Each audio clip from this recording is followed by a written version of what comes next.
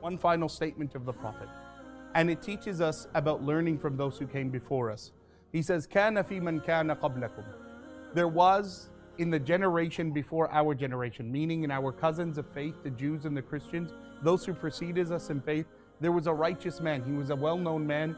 He lived amongst people and he had a difficulty in his life. He had a tragedy and a struggle that he could not cure for himself. Each and every one of us, we have that one thing.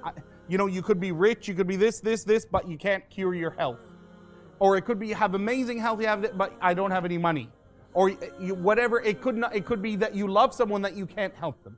So this man, he had this one thing, although he had all the wealth and all the respect, everything was good in his life, but there was that one thing he can't change for himself. So this man said what I'm inviting you today to, and this man said, because I can't change my condition, and the only one that can change my condition is Allah, I can't help myself. I'm in that weakness where I have no power or authority over it. So the only way that I can help myself is I'm going to help someone else. So he decides at night, in the middle of the night, on a dark, moonless night, I'm going to go out to a different part of the city because I want it to be sincere and I don't want anyone to glorify me or to feel that that good deed was done for the benefit of someone praising me for it. So I'm going to go to a different part of the city and I'm going to change the kind of clothing that people recognize me by. And in the middle of the dark, the first person I touch, al-tamis, because it's dark, there's no street lights back then. The first person I bump into, I'm going to give them charity. And then I'm going to run away so that they don't ask me who you are, where you're from. So he goes out in the middle of the night, not even his wife knows, no one knows. And the first person he touches, he says, "Tasaddaqtu alayk." Here, take some charity, and runs off.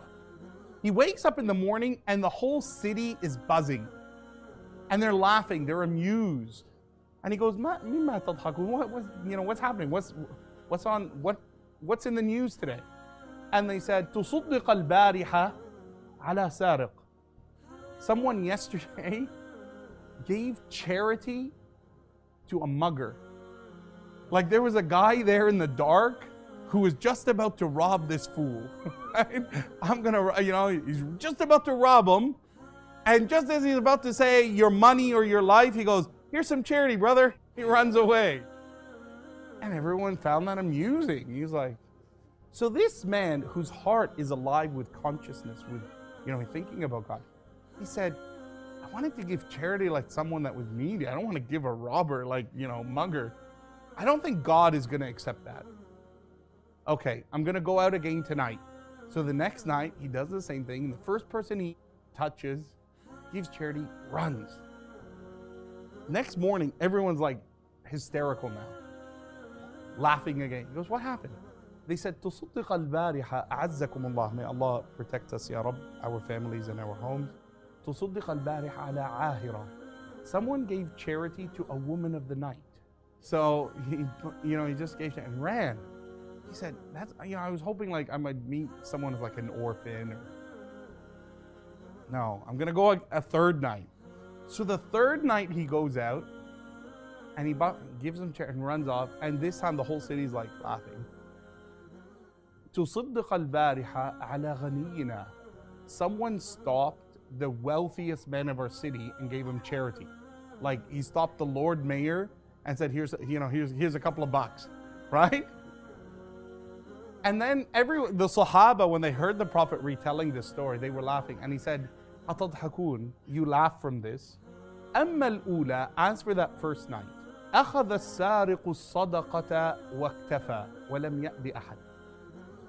The thief who took that charity that night, he said, "This is enough for me. I don't need to hurt anyone tonight," and went home. Now see, that charity that man underestimated. See, we underestimate our good all the time. See, sometimes you see someone sitting at the corner of a road and you say, "Oh, if I give him like £2, he's gonna drink it." Yeah, but perhaps if you give it to him, he won't stop other people. And perhaps if you give him something that is enough for him, it might shelter him, and he might say, "Well, I don't have to stay longer or later on the street. I'm just going to go to the shelter." Perhaps your one charity may prevent harm to others who you never even thought about that were coming later in that road. And that man who took that mugger, who took that money, he said, I don't need to be out here. And he went back and, spoke at their pub or wherever, and he hang out and said, hey, this is, can you believe this happened? And everyone's laughing at that fool who gave him charity. But that act of generosity did not just stop there. It extended to everyone else who might have been harmed by that mugger. And then the Prophet said, as for the second night, that woman who sometimes we're so judgmental. See, sometimes we look at a person, you might say, why would anyone do that to themselves? Or, that's disease and home wrecker. And, why would any woman, sell herself like that?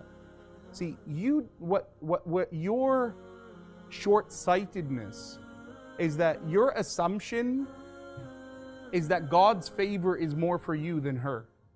And it's not entirely true. It's not true.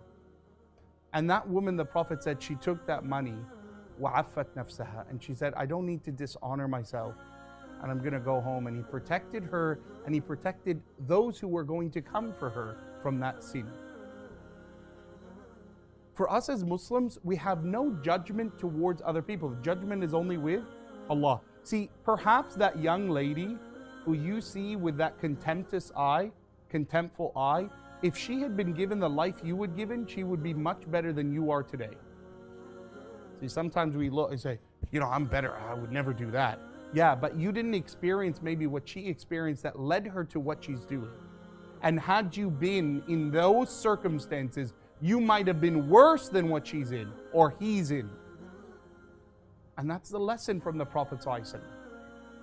The third night, that king, that rich man, who has more than the one who's being charitable to him, he took that money and felt shame that people who are less than me are doing more than me.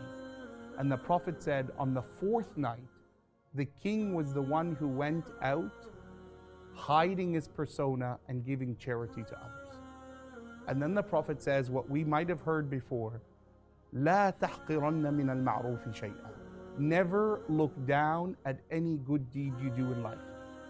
Never look down at that £1 you give to that person on the side of the street. Never look down at a kind word you say to someone. Never look down at a smile you give to someone who you don't know really well, but that smile cheers them up, that they say, wow, I kind of feel that was nice. No one cared about me to ask to lift my bag or to hold that elevator. Don't ever look down at any good deed.